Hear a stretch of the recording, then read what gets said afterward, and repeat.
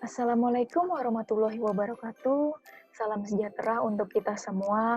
Om Swastiastu, Namo Buddhaya, salam kebajikan. Kembali lagi bersama saya Tantra Diwalarasati, peserta Latsar CPNS Angkatan 17, Puslatbang KDOD LAN Samarinda. Kita sudah sampai di jurnal harian ke-10 saya yang akan membahas tentang Whole of Government. Jadi, apa sih yang terlintas di pikiran kalian kalau mendengar kata WOG? Mungkin agak asing ya. Oke, kita mulai. WOG sendiri merupakan singkatan dari Whole of Government, di mana memiliki definisi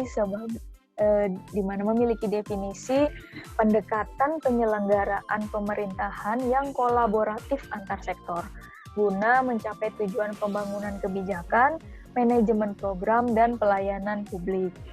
Lalu, mengapa WOG itu sangat penting? Jadi ada 3 faktor. Yang pertama faktor eksternal, kemudian faktor internal, dan faktor keberagaman. Yang pertama itu adalah faktor eksternal, di mana faktor eksternal ini seperti dorongan publik atau adanya isu-isu besar seperti terorisme, radikalisme, dan lain-lain. Yang kedua yaitu faktor internal seperti adanya ketimpangan kapasitas sektoral akibat kompetensi, dan juga ego sektoral, itu merupakan faktor internal. Kemudian selanjutnya yang ketiga yaitu faktor keberagaman. Ini dilihat dari latar belakang nilai, budaya, adat istiadat, dan lain sebagainya yang mendorong terjadinya disintegrasi. Selain itu, pemerintah sebagai perekat kebangsaan itu juga merupakan suatu faktor dari keberagaman. Oke, selanjutnya bagaimana sih WOG itu dilakukan?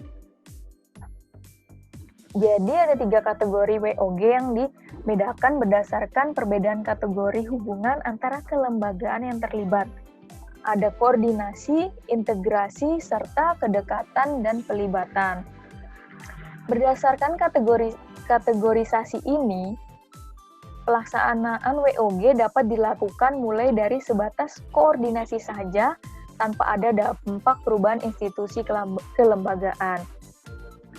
Namun juga pelaksanaan WOG bisa sampai dengan proses merger atau penyatuan beberapa lembaga menjadi satu unit organisasi baru. Jadi perbedaan masing-masing kategori ini terletak dari posisi masing-masing kelembagaan yang terlibat atau dilibatkan dalam WOG. Pada kategori koordinasi, kelembagaan yang terlibat tidak mengalami perubahan struktur. Sedangkan dalam kategori integrasi, kelembagaan yang terlibat mulai cair dan mulai terlihat penyamaan perencanaan jangka panjang serta kerjasama. Lalu dalam kategori kedekatan dan pelibatan, kelembagaan menyatukan diri dalam sebuah wadah yang relatif lebih permanen. Nah, terdapat beberapa cara yang dapat dipraktekkan untuk pelaksanaan WOG, di mana cara-cara ini pernah dilakukan oleh beberapa negara, termasuk Indonesia pada level-level tertentu. Yang pertama yaitu penguatan koordinasi antar lembaga, yang mana dapat dilakukan dengan mengurangi jumlah lembaga sampai mendekati jumlah yang ideal untuk sebuah koordinasi. Kemudian yang kedua, membentuk lembaga koordinasi khusus. Contohnya di Indonesia yaitu Kemenko. Kemudian yang ketiga, membentuk gugus tugas yang biasanya dilakukan agar sumber daya yang terlibat akan fokus pada koordinasi tersebut. Kalau di sini contohnya saat pandemi sekarang ya, ada gugus tugas COVID-19.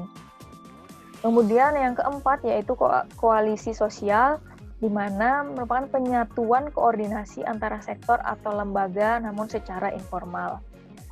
Nah, dalam setiap pelaksanaan kebijakan pasti ada tantangannya. Lalu, apa tantangan WOG itu sendiri? Yang pertama yaitu kapasitas SDM dan institusi.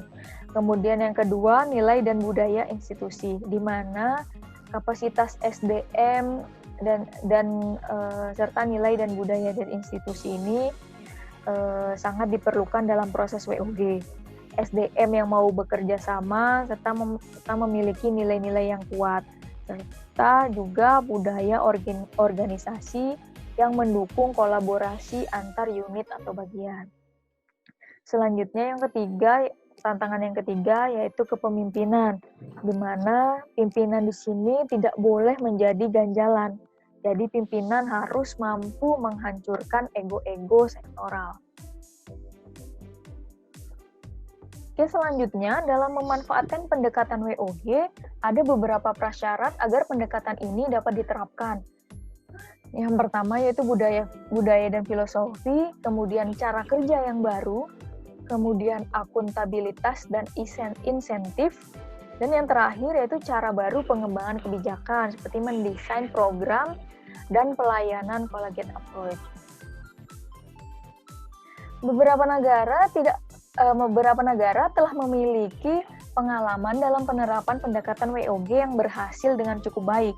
Misalnya seperti di Inggris, di Australia, Amerika Serikat, dan juga Malaysia. Kalau di Indonesia, sudah ada beberapa contoh penerapan WOG dalam hal pelayanan publik.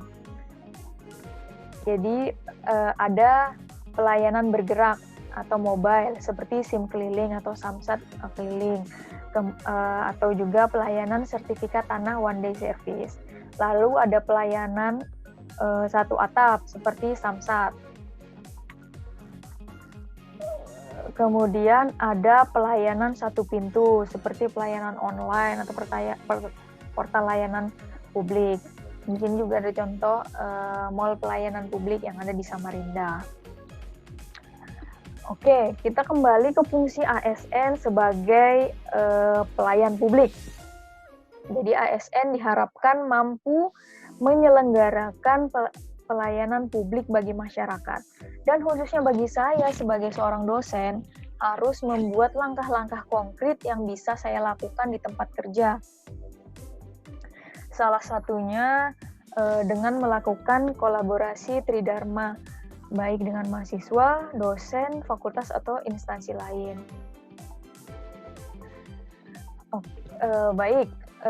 Sekian jurnal harian saya kali ini.